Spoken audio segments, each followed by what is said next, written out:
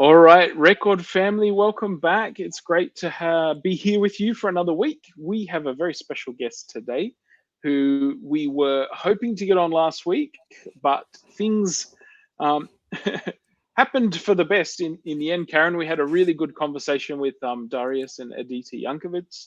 And if you haven't watched that episode of Record Live, you should go back and check it out, talking about some really important things around marriage and relationships. And appropriate treatment of others. But today we're going to talk about children, primarily children, and their faith and the importance of their faith journeys and sharing faith with children, both children who might be our own and might be inside our church communities, but also potentially even children in the wider community, the broader community. So we have Karen Collum with us today, and it's a real I'm very excited to have you on today, Karen. I've seen your name floating around on books and things. You've written a number of children's books, and you've done a lot of work with children. But can you just tell us a little bit about yourself today as we start, so that our friends in the audience can get to know you a little better? Sure. Thank you so much for having me, Jared. It's really exciting to be able to come and just chat about writing and kids and faith and all that kind of stuff. So, I guess professionally, I started out as a primary school teacher. I've been teaching for 25 years now, which makes me feel a little bit Wow. old. And the kids that I taught in my first couple of years are all got kids of their own now, and that's just blows my mind because I'm sure not many that many years have passed. But anyway, apparently they have. So I've been a teacher for a long time. About 4 years ago, I had a very personal, I guess, call to study theology, which made no sense to me at the time. So yeah, I'm a theology student at the moment. I'm doing that part-time. And then after 12 months of study, I got the opportunity to be a chaplain, and that's just been amazing. So I've spent the past 2 years doing that. On the family side of things, I'm married to a pastor, Mike. He and I've been married for 25 years. We've just celebrated our silver wedding anniversary, which is very cool. Congratulations. And thank you. It did actually feel like quite an achievement. You know, there's been so many anniversaries, you're kind of like, oh, that's really cool. But this one, I'm like, 25 years? Okay, I'm proud of us. That's good. And then we have four kids, four amazing kids, between the ages of 10 and 16, including a set of identical twin boys in the middle. So, you know, that just upped the level of difficulty somewhat. Yeah. And I did take a number of years off when I had my kids were really young. I didn't work apart from just some relief teaching here and there. But for the last 2 years, I've been full-time chaplain at Gold Coast Christian College. Fabulous school here on the Gold Coast. It's the Adventist school for our area. And I'm actually, sadly, tomorrow is my last day with the kids in that role. So I'm transitioning out of that. Yeah, seasons in ministry and in life are challenging. And I guess I've loved that role. It's been a real privilege. I was just reflecting yesterday, I did my final chapel program. And I was like, wow, I've run like 120 of these because we do one for primary and one for secondary every Tuesday. I'm going to miss that. But at the same time, our family has kind of moved to a time and a stage where my kids need me a little bit more. I need to be a little bit more available, a little bit more flexible. And I still need to finish my degree, which has been incredibly challenging while I've been working full time. And on top of that, I'm wanting to do some more writing. So I'm planning on launching out into freelance writing for a little while, and let's see how that goes. Sounds like an exciting adventure. My hat goes off to teachers, primary school teachers.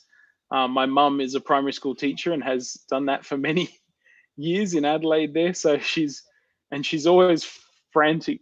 She's always flat out running, preparing lessons, marking tests. She teaches all the music students in the school. So I can understand how big a job that can be doing some of the chaplaincy programs and stuff. That's a really important role, and I guess is really why we got you on today, to relate back to us what some of that entails, passing faith on to children, why it's so important, and that sort of thing. But you've written a book, your most recent sort of release. It's called Advent for Kids. I think you've got a copy there. We probably got one in our office. There it is. I think we got one in our Adventist Media office, but we're in and out of the office, and as you can see, I'm working from home today, so I don't have it with me. That's all right. I've got lots of them, so you got I can just hold up as many as you like. Now, this book sort of it ticks a couple of boxes because it's the sharing book for this year. So last year, Nathan Brown wrote Advent, and that was for sharing with friends and neighbors. It was a great gift opportunity for church members to give to people over Christmas. And now you've done Advent for Kids. So I understand it's kind of based on Nathan's book, but then you've translated it for our children. Can you tell us a little bit about the book? Absolutely. So you'll notice on the front cover, there's my name, but there's also Nathan's name. And that's for good reason, because my book, you could almost say, was derivative from his. So the whole idea behind Advent for Kids was to take Nathan's amazing book. Now, if you haven't read it, you really need to. He's one of the best communicators that I know. He's such a gifted writer, and he has a way of taking quite meaty, deep, important topics and writing about them in a way that's not only beautiful, but really accessible for people. And that's what I love about the way that he writes. So Science Publishing had this great idea at the start of this year. Well, I think it's a great idea. They rang me and said, would you be interested in taking Advent and transforming it, using it as a springboard, using it as a foundation, and creating something that families could use for the Christmas season? Now, that's kind of like, my dream thing to have to do. I actually love working within boundaries, and I feel like I'm more creative when I have a foundation to work from. So my first job was to go and really read deeply Nathan's work. And I've been a fan of his for a long time. And I've read, I think, pretty much every book he's ever written. And so I'm starting to read this, and I was taking notes. I was looking at the themes, because the whole idea is that Advent and Advent for Kids will be companion volumes. So adults can be reading Advent this Christmas, and what they're reading is then going to match what they're reading as a family with their kids in Advent for Kids. So there's a direct tie-in. There's the theme for the day. There's Bible verses that cross over. So I guess you could say that I've used Advent as the launching pad for Advent for Kids. However, I've also tweaked, changed. I've grabbed bits from Nathan's that I felt would work, but we're writing for completely different audiences.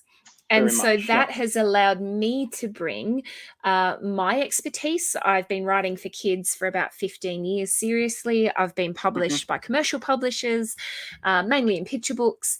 But one of my picture books made the Children's Book Council of Australia long list for Picture Book of the Year in 2015. So I guess that's kind of my expertise. So Nathan had this expertise around the theology and I guess that communicating the heart of the Advent message. And that's not just the birth of Jesus. That's part of it. And that's what we often focus on. But there's so much more around that. If we were just going to talk about the birth of a baby, then that would be a lovely thing to talk about. But that's not what it was actually all about. The birth was not even the beginning. The beginning happened before that. The beginning happened with this plan that God had. And so his Advent book covered the whole story of salvation. That's really what it's about. It's God's love for humanity based around this birth of this baby. But it's not just that, because if it was just that, that wouldn't be enough. The birth itself wasn't the thing that saved us. It was Jesus' life, his death, his resurrection, and the work that he continues to do for us. And I had to take that big picture and somehow package it in a way that communicated the heart of the message, but in a way that kids age 5 to 12, that's kind of my target audience, and families would be able to engage with. So all my teaching skills came into play. Mhm. my writing, I guess, expertise and experience. And I have to say that writing picture books really prepared me for this, because Mm. each chapter, so the way the book works, and Nathan's works the same, there's a chapter for every day of the month of December. And it's Mhm. funny, my husband said to me yesterday, wait, Christmas Day is like December 25. What do you do for the other days after that? I'm like, it's fine. we continue the story. The story doesn't end. And he's like, Mm. but will people like still relate to it? I'm like, relax, it's all good. Yes, they will. Because there's more to the story. It doesn't finish with the Mm. birth of Jesus. And That's right. so that hope and looking forward to the future, I guess I feel like Nathan took us on a journey through time of before Jesus was born as a baby, right through that miraculous story of his birth and what we celebrate every Christmas, but then didn't leave us there, because then he took us on through Jesus' life, death, Mhm. resurrection, and the hope we have of him coming again. So I had to do the same thing for kids. Now, writing picture books, I'm used to writing to a small word count, which sounds easier than it is, can I say? So I only had like 2 to I 300 words concur. to play with. Yeah, I think it was yeah. Mark Twain that said, I'm sorry for the length of my letter. I didn't have time to write you anything shorter." Exactly. And this is my thing as part of the children's literature community. And I'm involved in a few different, commercial type groups and Mhm. organizations for children's authors broadly, not just Christian authors. And one of the things we lament is that there's this perception that writing for kids is somehow easier. And Mhm. I always quote the Australian champion of children's literature, one of our most famous people, Mem Fox, who is Mhm. the expert in picture books. And someone once said to her, oh, writing a picture book must be so easy. You've only got like 500 words. And she Mm. responded with, oh, yes, it's like writing War and Peace in haiku. And Yes. that's really what it was like for me. So I had to take Nathan's, 1,500 word deep exposition and translate into something that was 200 to 300 words, that still kept the heart, still kept the depth. And I'm a firm believer in not talking down to children. You Mhm. know, kids in faith, kids don't get a child-sized version of the Holy Spirit. Now, that's something Darren Pratt, who's well known in Adventism as a champion of children, that's something that he often says. And I Mm. 100% agree with that. God is Mhm. at work in the hearts and lives of kids just as powerfully, and sometimes more so, because they have less hang-ups and they're less cynical and they're more open to the work of God in their lives than adults. But we can't talk down to them. We have to respect them and their insights and their journey of faith. And that's something that I've really tried to do with Advent for Kids. You've given me a lot to unpack there, but I'm going to start with one thing that sort of stood out early on, which is the idea of, I guess, reading through as a family. So, I mean, it seems like that's becoming more and more important, but less and less common to have common Yeah. family activities at night. So, just sort of after school or, Oh, it is so and hard. So hard. Like, seriously, I'm here going, I've written this book for families. Do you think it's really easy for our family to make that time? It is really hard. We did the first day. Today's the very first day Mhm. of the book. Now, you can actually read it anytime. Don't worry if you haven't got the book yet and you want to get it. Feel free to start at any time. It's not as though it's a Mhm. time sensitive thing where you can only read it through the month of December. Not at all. Yes, it's designed for that. Yes, it'll probably add that little bit of extra kind of relevance and tie in. But honestly, you could pick that up any day of the week. This morning, Mhm. we read it in the car because that was Mhm. as good as we could get. We've got an Yep. awards night tonight for school. We're not going to get home till 10 o'clock. There was no way this was happening any other time in our family. But yeah, I agree. That idea of coming together as a family, it gets harder and harder. And I have to say, the older your kids get, the harder Mm. it gets, because there's competing priorities and you're out of the house at different times, and there's part-time jobs, and there's, kids having social lives and all this kind of stuff that makes it really complicated. So yeah, 100% agree. It is really hard to do, but it's so important, I think, for families and for parents to fight for that time and make it work for Mm. you, but don't be Mhm. afraid to be creative. The car's And fine. and and why is it so important? I guess was my follow on question. Like, I think we know, or we've heard it's so important. We struggle with the different competing agendas and schedules and the television and whatever else in the household that, you know, it crowds our time. But Yeah. why is it important to have this kind of thing for a family? I guess I'm reflecting on, you know, when I was a kid, we would have the opening and closing Sabbath. Mum would read us the my Bible Friends or something like that, and we'd, you know, that was I guess a formative memory and part of the way I learned the Bible stories and that sort of thing. But you know, we hear from time to time it's so important, but just give it to us, like, again, what, in a nutshell, why is it so important to have these sort of resources available? But also, as parents and aunties and uncles and grandparents, why is it important to pass faith on to our children in that sort of family setting, not just giving them a book to read for themselves later on, sort of thing? Yeah, sure. I think it actually comes back to the heart of who God created us to be.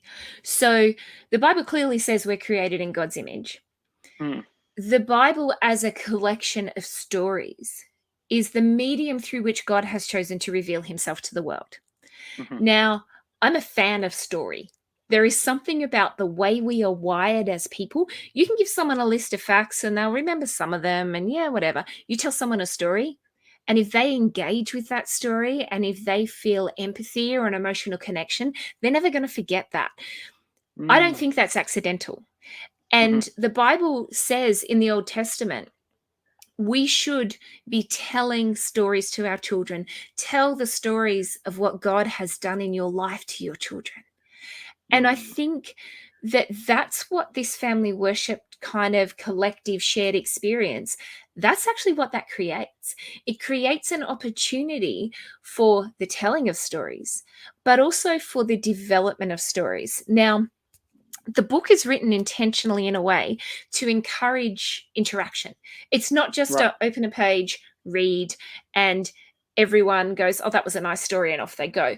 It's actually divided into 5 sections, and every day you'll see those same 5 sections. And that's because I think kids love routine, they love predictability, they love anticipating what comes next. So the first thing in each page is called a round table. Now, the round table is Mhm, just simply a question. And that question is something that you could answer whether you were 3 years old or whether you were 80 years old, because it's an mhm, open-ended question and it's designed mhm, to bring people's personal experiences to the table. After that mm, round table section, then you've got a remember section, and that's a Bible verse. Now, that Bible verse matches with one that Nathan used in his book. So you've got this mhm, crossover and this tie between Advent and Advent for Kids. Then you go to the read section. Now, the read section is the main story for the day. Sometimes it might involve a retelling of part of the Christmas narrative. Sometimes it might be another story that ties in. That's only 200 to 300 words. It'll take you less than 5 minutes to read. At mhm. the end of that, and you'll notice we've gone for the alliteration of roundtable, remember, read. So, of course, there's another R word coming up.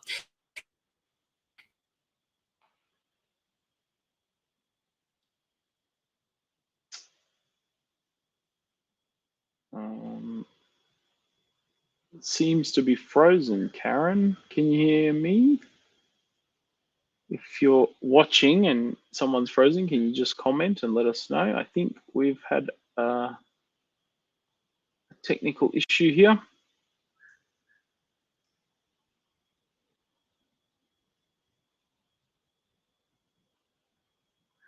Hello. Hopefully we'll get up and running in a tick.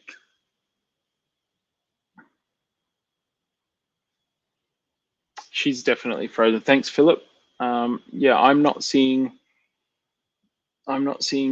anything from her. She seems to be frozen. So hopefully we can get her back online soon. Sorry, folks, for the inconvenience. Here she comes. She's back. I'll add her I to don't know the. what happened. That's okay. Welcome back. Gremlins. Thank you. I'll pick up where I left off. Sorry, we lost you there for a moment. You froze, and disappeared. Yeah, and then But you went black and it was just gone. So anyway, I I was just talking about the 5 elements that we have on every day. yes. So we've got the round table where it's a question that everyone can engage with, a sharing Mhm. time. It might be something like, what's something you've been afraid of? Or what's the best Christmas present you've ever received? Or how did you get your name? Do you know the story of your name? So it might just be a sharing type time. Then we have remember, which is a Bible verse. And Mhm. then we have read, which is the story for the day. And Mhm. then we have reflect. And reflect is another question, but that question is tied into the reading. So it's Right. like, what have you learned from this? What does that mean to you? How does that make you feel? And then the Mhm. 5th and final section for each day is called React. And that's an opportunity for families to engage in a more practical sense. So it might be make a Christmas decoration. It might be print out an activity from the website. We've got some resources online for you. It Okay. might be write a thank you note to somebody. All of Mm. these elements, they're not compulsory. It's not like it's going to be, the day's not going to fall apart if you don't do all of them. So you just pick Mm. and choose the way you would like it to be for your family. On a day when you've got lots of time, you might do all 5. On a day when you're really pressed for time, you might just do the reading. So it's designed to be used in a way that makes sense for your family.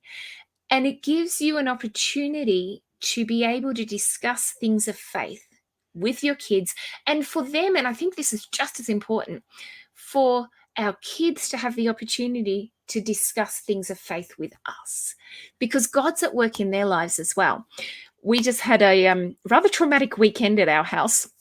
So on Saturday afternoon, one of my Mm. 13-year-old Mm. twin boys decided to go for a scooter ride, which is fine. They often go for half an hour. And he didn't come back. And he didn't come Mm. back. And he didn't come back. And we were about to send out the search party. And in he comes with an arm hanging very loosely from his side. Oh no. And we have had our first broken bone in our family. Mhm. And he had to have surgery Sunday morning and a plate put in. He did an excellent job of breaking his arm. Wow. However, I was thinking about the power of story because, as it turned out, he fell off the scooter and he walked 4 kilometers home pushing the scooter with a broken arm. Now, here's Wow. this story that could have been the story of when Matthew fell off his scooter and could have been a negative story, but instead has become a story of courage and triumph and resilience. And to Hmm. me, that's a bit of a metaphor of the things that happen in our lives. And the more we tell stories, the more we reframe them about God's goodness in our lives, the more we don't shy away from difficult times, but instead Mm. embrace them and see them through a lens of faith. I think there is great power in those kind of stories in our families.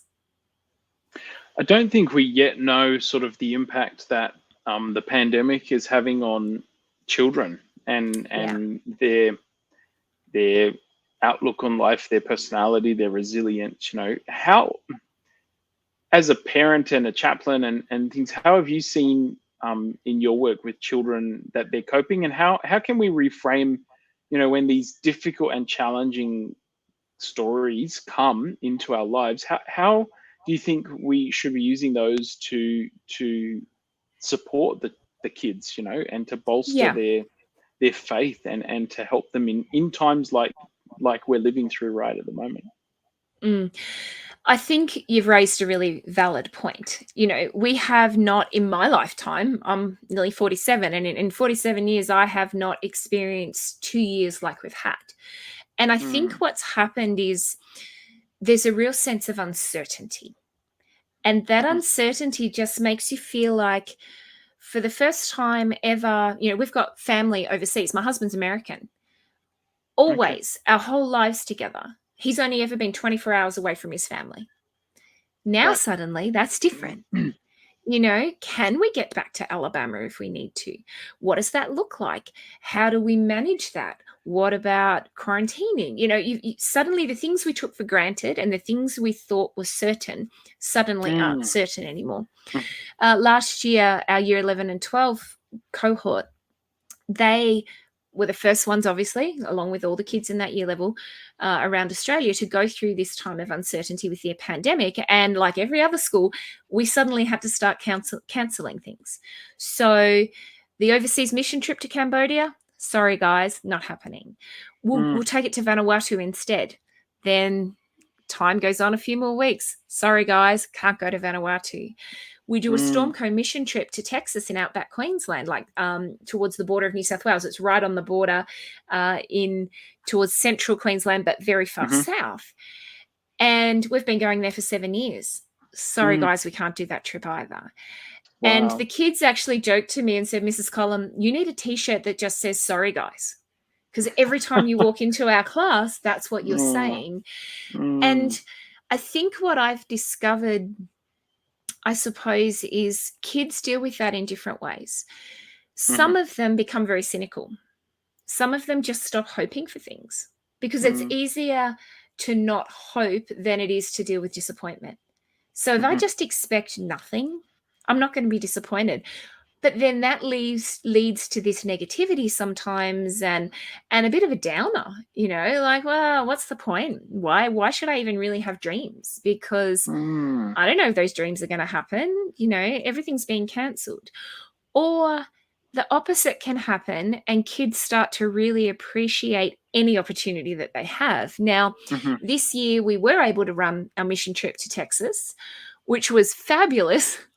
Except we were out there 36 hours. We drove 4 hours on a Saturday night to get out there.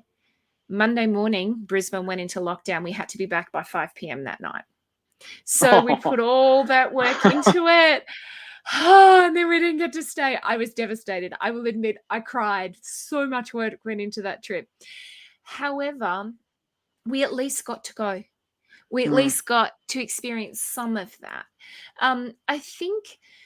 I feel like we need to balance this idea of acknowledging how difficult this has been for our kids and our teenagers.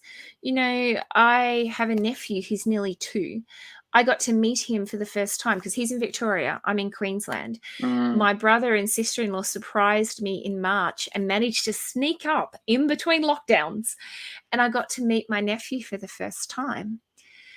I haven't seen him since then. I haven't seen my mum in New South Wales for, it'll be nearly 9 months since I've seen her. We've got no other family. We need to acknowledge the sorrow of what we've lost. And I also am personally a supporter of not every measure, of course. You know, I'm probably a middle of the road kind of person, but I also recognize I would not want to be the person making decisions. And I do think even if I don't agree with some decisions, they've been made with good intentions to keep people safe. And I am actually for that. So it's this balancing act of inhabiting grey spaces and difficult spaces. And I think it's important as parents and as teachers and as chaplains that we don't minimize that we don't kind of go, oh, well, you shouldn't be sad, or, you know, don't be that way. Instead, I feel like we need to say, I hear you. I hear your disappointment. Yeah, that's really sad. And I'm so sorry you didn't get to do this thing you were looking forward to. And yeah, this has been really tough. And I think by having a response of empathy rather than telling people how they can and can't feel, I think empathy is always going to be the best option. But I'm also really mindful too that we need to be speaking words of life and hope over our kids. We need to be modeling what it looks like to look for blessings. I feel like God is a God that brings beauty from ashes time and time and time again. And we have this opportunity to model what that looks like to live a life of hope. And to be able to, on one hand, go, yep, this is really hard. It hasn't been fun. I get that you're really hurting, disappointed, uncertain. But at the same time, on the other hand, we've got this great hope in a God who loves us and will never leave us and never forsake us. And those two things can coexist, you know.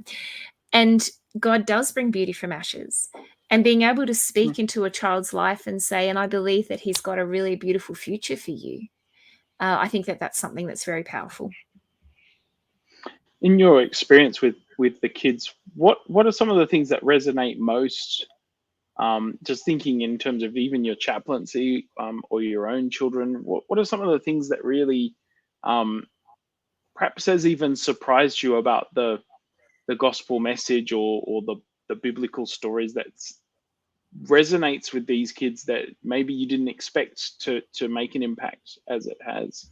What are some of the things that we should and that we can learn from some of those things that have surprised you in that space? I think particularly in the high school space, although it certainly does go down into primary school as well, I think there's a common theme of kids feeling like they're not enough.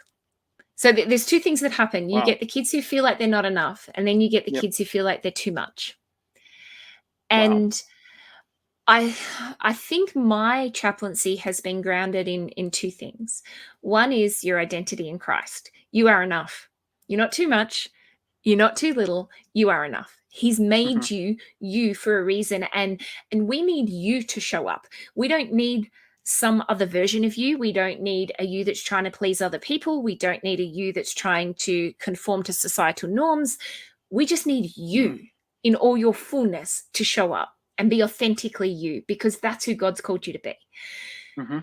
The second part of that is, so you've got identity, and then the second part is destiny, that God actually has a plan for your life. And in fact, I would go as far as to suggest that there's multiple plans. It's not as though Mhm. you miss one opportunity and then that's it, Right. bad luck, your life's over, You're off the No. path. Yeah, God's going to work with you, but I know that he wants to use you in some way in service of something bigger than you. Mhm. I was able to speak at chapel yesterday for my final chapel as chaplain, and I actually was really hit by the privilege that I've had for the last 2 years. So the way it's worked is every second week or thereabouts, I've been the speaker. And then on the other weeks, I've got guest speakers in and local pastors and, different Mhm. people. Yep. But I've organized, probably 120 to 140 chapel programs across my time in the 2 years. And I've spoken 70 or 80 times to these kids. And words have power. And I guess that's why I love writing. It's why I love speaking. It's why I love speaking words of encouragement and life into people, because there are so many messages that kids get sent that tear them down. I shared this with the kids yesterday in the high school chapel. You walk into any shopping center in Australia and there are going to be signs and advertising that are designed to make you feel like you are not enough. That's how it works. That's how consumer culture works. They're trying to sell you something. They're trying to sell you that these sunglasses or those clothes or that makeup or those shoes are going to sell you a dream of you becoming someone else. When in actual fact, true freedom comes from understanding who God made you to be and being brave enough to embrace that, and I think that comes from my own experience as a teenager, where I felt like I was too much. I was upfront. I talked a lot. I loved being on stage. I was a leader. And I felt my whole teenage life that I was too much, that I needed to Wow. be less than. I needed to make myself small for people to like me. Now, that was not to say I didn't have some growing to do. I'm sure at times I was obnoxious. I'm sure at times that, I drove people mad. But the heart of my journey has been working out who God called me to be, and then how I can use that in service of something other than just my own ego. And I think that kids actually need that exact same message today. And I don't know, I guess I felt like I really shared from the heart yesterday with my students at school. And our year 10s, 11s, and 12s have all finished. So I was just speaking to 7, 8s, and 9s. And yet I feel like they connected with that. Kids want to be seen. They want someone to say, I see you, I know you, and you are enough. And God loves you for who you are, and there is nothing that can separate you from his love. So many of us, and adults included, we fall into the trap of trying to earn God's favor. If only I do this right and keep these rules and, follow this plan, then God will be happy with me. No, God loves you now. He loves you right where you are at. That doesn't mean he's going to leave you where you are. He Yes. loves you so much. He wants you then to grow and become more like him each day. But the reason we grow and change is not because we're trying to earn God's love. It's because we're living in God's love and we understand the freedom that comes from that. And that empowers us to say, wow, I am loved right now. So therefore, I can let go of what other people think about me. I can let go about what advertisers and psychologists that are employed by advertising companies to make me feel less than. I can let go of all of that. And instead I can say, okay, God, I'm here, warts and all, in all my human perfect imperfectness. I'm here and I want you to use me for something bigger than me. And I think that that is the message that kids need to hear, that you matter. I see you. You are enough. And there is something beautiful that you have to contribute to the world, no matter where that is. And explore that. Take risks. Try something new. And don't make yourself smaller just to keep other people happy. Be who God's called you to be. I really like that, because I think it's not just kids that struggle with some of those questions, especially, as we look at the research into mental health and other things, there's certainly a lot of people that ask themselves and wrestle with those questions. Just touching on something that you said earlier about the depth of what we pass on to our children. I guess, can you give us some of your thoughts on how to do that effectively? Because I was listening to a what was it, a podcast, the Bible Project podcast, I think, at one point, and they were examining a book that the guy had seen his children had, and it was a dumbed down version of Jonah, the Jonah story. And it actually had they were sort of looking at, I guess, the theology, and without being too critical of children's books, we can have a tendency to tell a children's story, to moralize with it, to go in and find these Bible resources that we think are just great for our kids because they're very a simplified version of the story. But there's some danger in giving bad theology when we do that. Yeah. So how do we tell kids Bible stories? How do we pass on some of this Bible knowledge, as you said, and retain the depth and the I don't know, the Bible's also got a lot of gore. So often we try and sanitize or censor the sex and the violence and the problems that we see. Oh, that's not age appropriate. So how do we juggle that? How do we wrestle with that? How do we give our kids a good biblical foundation without crossing simplifying? any boundaries? Sure. Look, I think it is a really, really good question. And I do believe in age appropriate stuff. I really do. Like, I think there are certain concepts, that my 10-year-old, she's not quite ready for yet. I'm not sure I would talk to her yet about the woman who's dismembered, and sent to various places as this, allegorical message type thing. Like, there's some confronting stuff. Yes. And I think we do need to be age appropriate. You know what? For a 3-year-old learning about Jonah, it's okay to keep it simple. But as our kids grow, I guess I feel like the best way, first of all, we need to know our own children. You might have a really sensitive child whose heart is just moved by the smallest little sadness. You're going to have to protect that child's heart. You need to steward that child's heart, Right. They don't need to be exposed at a very young age to brutality.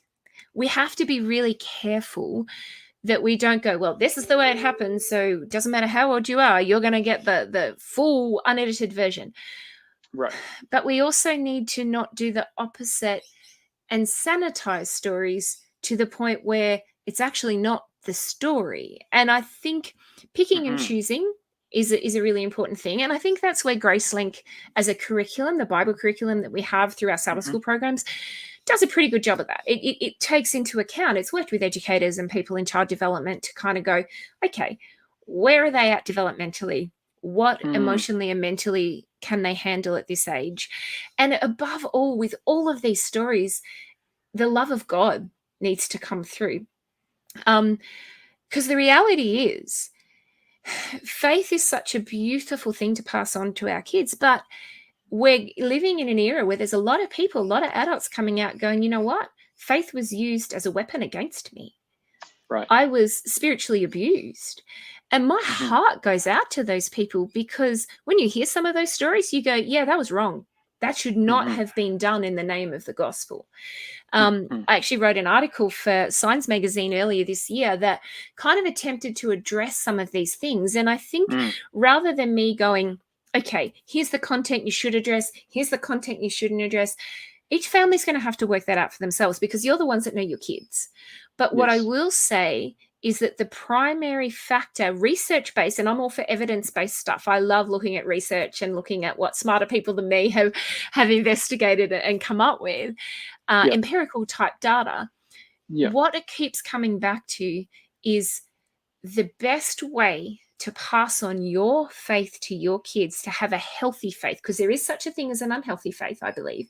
To have a Mhm. healthy faith is for your own journey with God to be a really healthy thing. So Right.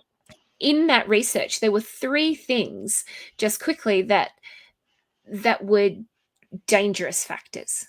Okay. Mhm. So we'll Mhm. start off with what not to do, and then we'll go to what to do. Okay. Yep. So the on the not to do list, the first one associated in this research, this is like empirical research psychologists conducted, that showed that something that could be damaging and cross faith over into something that's not healthy is when the parent figure has faith without substance. So when their Mhm. faith is only an external thing. So the kind of thing where you go to church on the weekend and you show up and you dress the right way. I use that term loosely, but you know what I mean. Yes. The Yep. right way. You know all the right things to say. You say all the right spiritual phrases. And yet it's just all about image. It's all about projecting an Mm. image. It's not actually a faith that comes from your heart. It kind of stops this deep. It's shallow. Yep. And what they found was, not only was that faith not helpful, it was Mhm. actually really damaging to children. Because if they Right. see mum or dad, the person that they look up to and love most in the world, presenting this facade when they're in church, and then they come home and they are cruel, they are condemning, they are harsh, that actually creates a real dissonance in a child Mhm. that Mhm. has not just a negative effect, but it's actually found that kind of behavior from parents is correlated with child abuse. Now, that's a pretty strong statement. And I think it just goes to show how important it is for us to have internalized, integrated faith that is pervasive in all of our life, not Mm. just kept for a Saturday morning between the hours of 9 and 12. This Mm. faith needs to be something that is transformative and that covers all of our lives. So that's the first thing. Don't have a Mhm. faith without substance. The Mhm. second one is, don't use your faith to set up unattainable standards. So this idea that we can be perfect, I'm sorry, that's not biblical. We have the Spirit of God living within us 100%. But this side of heaven, we're also human still. Now, that doesn't Mhm. mean we shouldn't be aiming to be Christ-like. It doesn't mean that we shouldn't be on this journey of God at work in our lives. But setting the standard so high for our Mm. kids that they can never reach it, that is actually really difficult for children.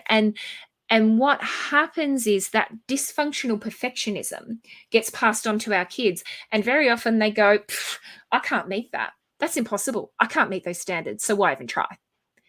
And it might backfire. The very thing that we're trying to use to get our kids to have this rock solid faith can be the thing that brings their faith undone. And, the story of the prodigal son shows me that that is not God's heart for us. He wants to bring us out of the bad stuff in our lives, no question. But our eyes shouldn't be on the standard. Our eyes should be on Jesus, the Father, and God the Father, Right. and the Father in the story. And I think that that's something that's really powerful to remember. So don't have unattainable standards. And the third thing is to be really careful in our rigid thinking. And I actually think this often goes on, kind of ties in with that first one we talked about, where there's this extrinsic shallow faith. Sometimes when we're not sure of things, we become really dogmatic. We become really like, this is right, that's wrong, that's all there is to it. There is no question, there's no room for discussion. It just is. Now, as a parent, I may have said the words because I said so a time or two. I think most parents can relate. But if that's the only answer we have for our faith, that rigidity actually will come back to bite us. It really will, because we need to be comfortable exploring gray areas. We need to be modeling what it's like to wrestle. You look at the Psalms, David wrestled with God all the time, and we have lots of Bible characters who go, God, what is going on? I don't understand. I don't know how this works. You say you're this, and then I see that, and I just don't know. And yet somehow we feel like we can never do that. And I think that that's research has shown that's actually a really unhealthy thing. And what happens then, if we don't model flexibility in thinking, if we only have rigid thinking ourselves, we pass that on to our children. And sometimes that can set them up in other areas of their life to really struggle. Just recently, there was a show on TV called Parental Guidelines, I think it was. And it was all about different parenting styles and strategies. And it was actually kind of a fun show to watch. And what they showed, they had kids at a park setting. And someone came up with a dog as kind of a stranger danger thing and said, would you like to come and see the puppies?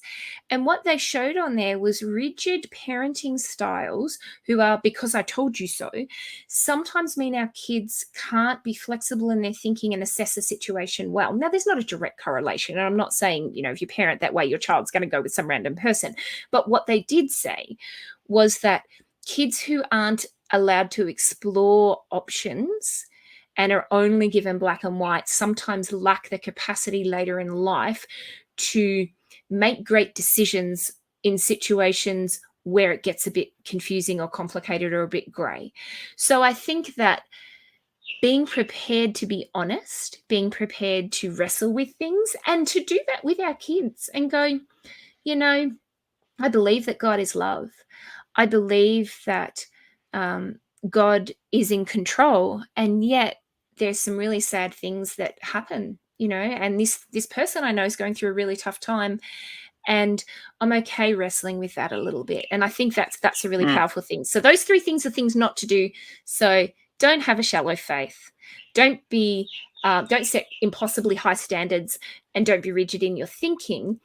But then just before you get to the what we do, yes, I think a lot of us may wrestle with, I guess, that last point, not because research doesn't bear it out, but just in terms of our own faith journeys where we're at, that many people in my experience are trying to find certainty with faith. And so they're seeking for themselves a sense of assurance that, blessed assurance, they have that assurance. And I think differentiating between assurance of salvation and having the answer to every single question, or being able to prove text or moralize every story to find the ideal action or behavior is I think a bit of a difference that you're bringing out there for us. And so 100%, so passing on to our children, I guess, the certainty, we want to pass on the certainty, and sometimes I guess we feel challenged by questions or doubting.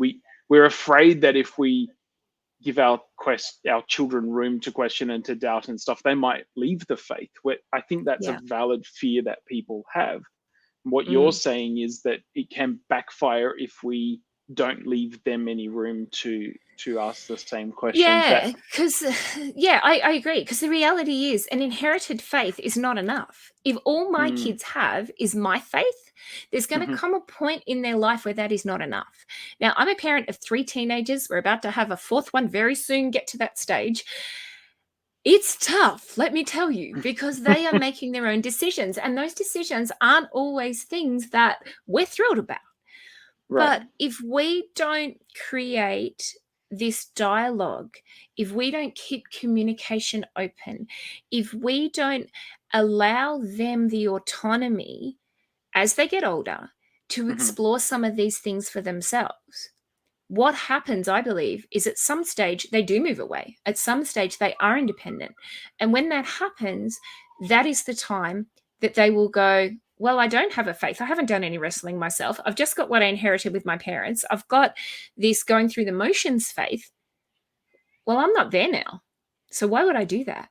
You know, and it is scary. It is scary. I have not prayed as much as I have for my kids since they've become teenagers. Because, oh boy, and it's given me a new insight, I guess, into God and how God deals with us and the love he has for us and how much heartache we've caused him at times. But what I keep coming back to is that a basic premise of God is that he values freedom over obedience, because otherwise he would make us do things to follow him, and he doesn't. Now, his heart is still for us, but if that's good enough for God, then I'm going to try and parent in the way that God parents me. Now, I'm imperfect, so I'm not going to get it right all the time. And there are times that we err too far one way or the other. But my goal is not for my children to have exactly the same faith as me.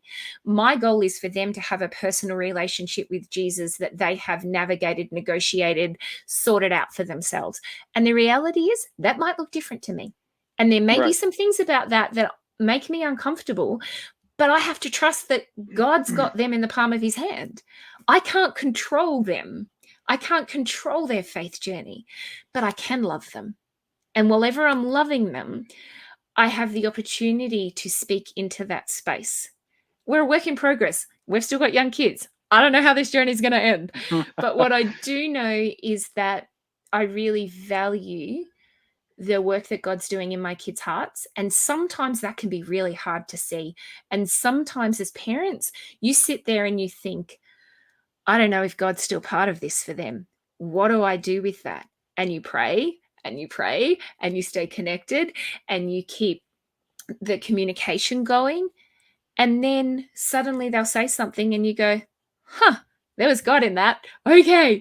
You know, I have to trust that his love is enough. His love is enough. He loves them more than I do. I don't know how that's possible, but he does.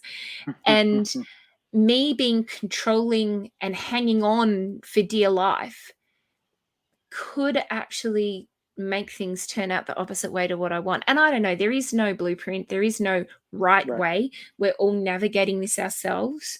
But I do think that if we can be free to respectfully dialogue with our kids about stuff and not be frightened. As soon as we're fearful, we tend to shut down. So instead, if we can have a faith that is not grounded in fear, that is grounded in freedom, that is grounded in grace, that is secure in the knowledge that I know I'm saved, not because of anything that I've done, but because what Jesus did for me. I know that. So I can start from that place. And when I start from that place, I can then give freedom to myself to not always get it right and give freedom to my kids to not get it right either all the time.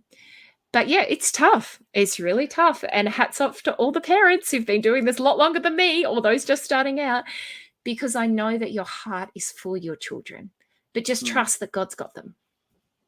So for those last points, the what to do, let's get to those because we are running out of time. We're going to have to finish very, very shortly. But if you can just run us through some good tips on how to do some of this. 100%. So the first one's kind of the opposite of the first one of don't do. And this one is invest in your own faith. You know, make sure your own spiritual journey has deep roots. Make sure that you and God are in a really good place, because you can't pass on what you don't possess. And kids see through fake like you wouldn't believe. You know, I've always said that kids have this filter where they look at you and go, yeah, you're not authentic. They just know. So we have an obligation to have an authentic faith ourselves. That's not a perfect faith. That doesn't mean that we're always going to get it right, but it does mean we are investing in our own faith. And it needs to be deep. It needs to be meaningful. It needs to be authentic. So if you get your own spiritual life on track, you have a much greater chance of passing on that healthy faith to your kids. Second thing, don't be afraid to ask questions. We have this stupid idea that somehow we're supposed to know everything, and we don't, and it's okay to go, I don't know. And then the next thing you can say is, how about we explore that together? So for those hot potato questions, for those difficult things, for the things maybe you're on a faith journey and letting go of some stuff that you've kind of wrestled with, maybe you're new to faith and you're just really not sure about all of this, don't be afraid to ask questions, to find trusted resources or people and to connect with them and to model that for your kids.